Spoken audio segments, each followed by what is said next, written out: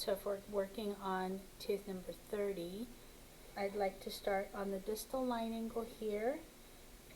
Remember that you're working your way down, and I kind of start right at that distal line angle and work my way in to the distal. And I'm doing back and forth motions. Look at my adaptation of my anterior third, so the terminal shank is away from the tooth, working my way into that distal, and then I have to kind of drop my handle down to go down into the distal so that I can get into the coal. Okay, so working back and forth until kind of my terminal shank is touching the contact area and I can't go farther in. That's why I drop, because now my tip can reach farther in when I drop. Okay, so here's what it looks like from all sides. Okay, once I do all the way into that coal, I am then come up and under the contact. I want to go all the way around the contact to get everything out in between. Okay, take a look at my adaptation again, my anterior third only. And then I continue on, and I start at the gingival margin again and work my way down.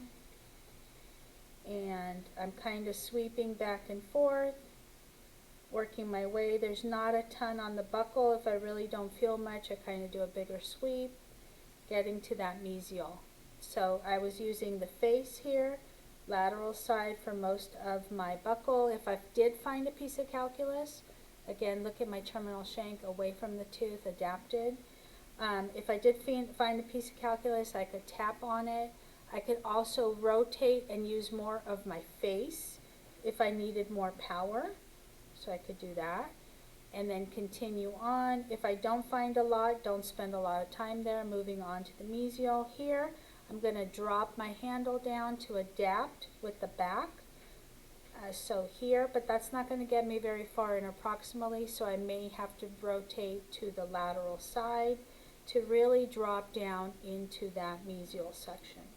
And again, working my way in and down onto the calculus and under the contact. So I'm kind of pushing this way to get my tip to go interproximally more all the way into that coal. How do I know where to stop? Look at, I'm touching the contact, so I can't really go any further. And once I get all of that, I come up and under the contact and around it and come out. If I do have supra, I can do the supra also. Supra goes really, really quickly back and forth, but again, adapted. Look at how I'm adapted.